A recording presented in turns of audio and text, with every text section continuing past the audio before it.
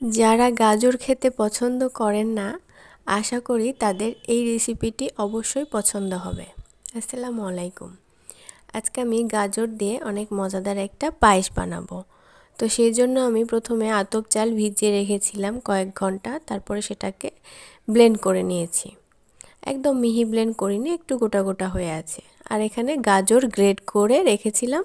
সেই গাজরটাকে সামান্য তেল, ঘিও দিতে পারেন, ঘিয়ে ভাজলে ফ্লেভারটা একটু ভালো হয়। তো তেল দিয়ে গরম মশলা দিয়ে গাজরটাকে হালকা ভেজে নিয়েছি।